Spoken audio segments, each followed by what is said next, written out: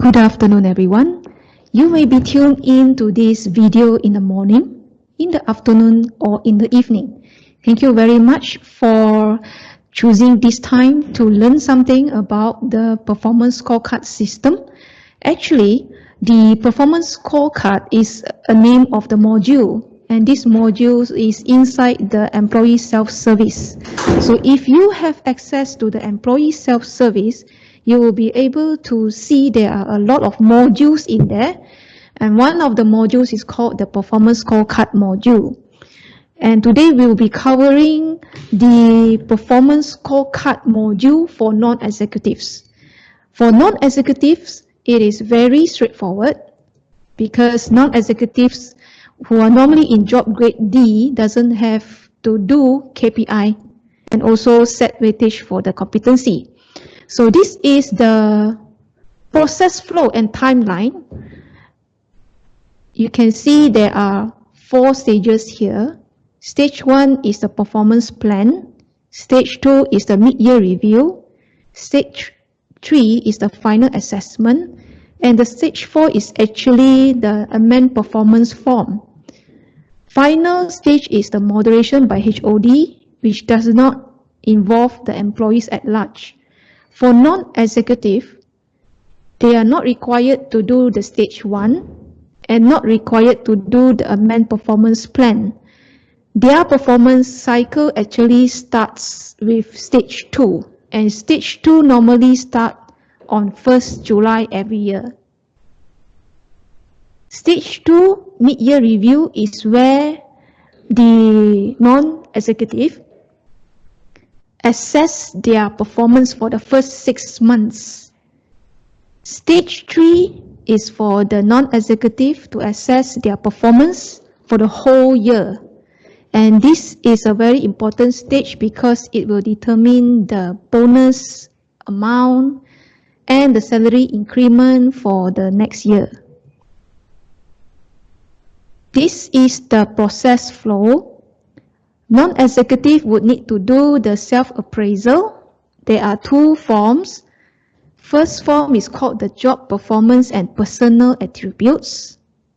Second form is called the overall evaluation. So this is inside the system.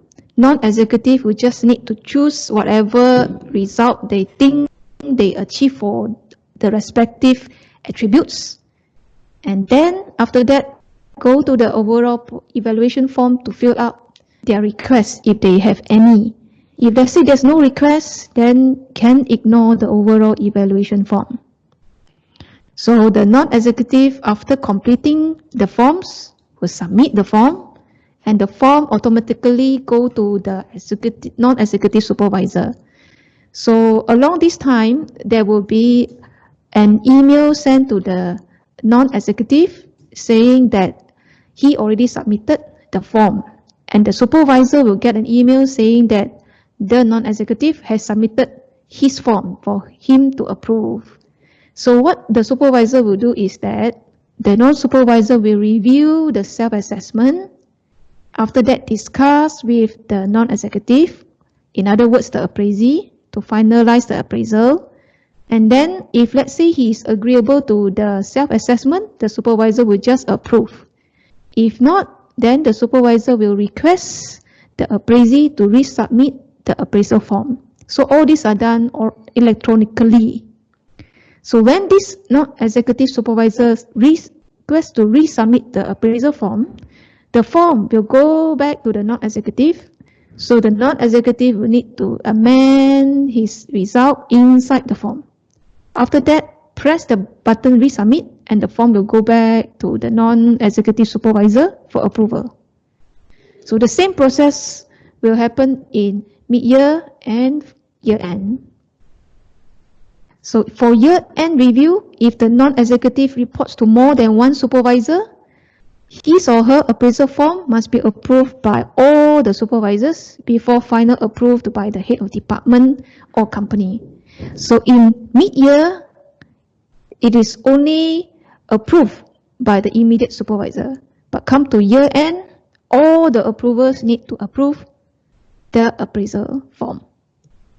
So this is the form for non-executive who has a team to supervise.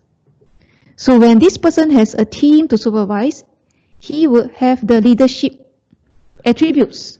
That is why there is altogether 10 items here. For non-executive with no supervisory duty, the item 10, leadership, is removed. So there are only 9 items. So like just now, where you can see the form here, the weightage is 10% throughout. The system already have this. So non-executive actually do not need to change the weightage here. So what need to be done is that the non-executive will just choose whether he achieved outstanding, above target, on target, below target, or unacceptable for the first 6 months if doing the mid-year, or for that whole year if doing the final year assessment. Likewise goes to non-executive with no supervisory duties. Also, they just need to choose whichever result that is applicable to them.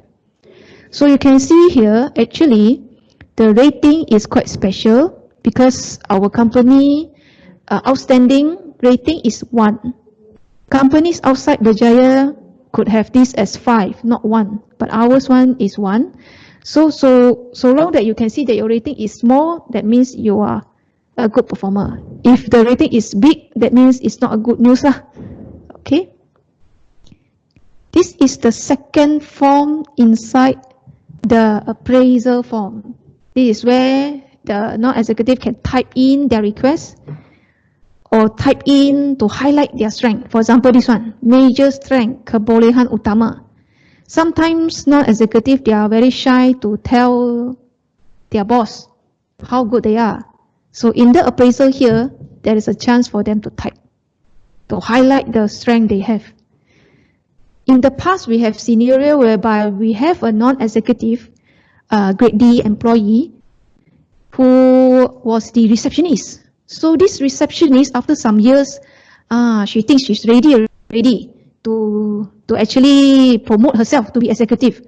So in order for her to highlight that to the boss, she actually used this form.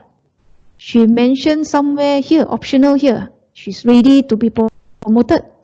And in order for her to be promoted, she needs exposure. In what kind of exposure? Maybe in the sense of training or request for a transfer. So at the end, for this particular person, she was actually transferred to admin department to do administrative work and upgraded to grade C. So in a way, having the appraisal done online with this kind of form, there is opportunity for very shy employee to highlight their request here. Yeah, so the boss actually know the ability of the employee. It's just that when you as an employee also dare to voice out in this kind of format, it will strengthen the boss confidence to actually, to give a career progression for the employee. All right, now let's go inside the system. This is our training URL. So if you need to actually have practical training, you would need to have the dummy ID and the dummy password from us. So after seeing this pre-recorded training, if you want to try, you can email to sunli.e@berjaya.com.my to get the dummy ID and dummy password. For this pre-recorded training, we will walk you through the system.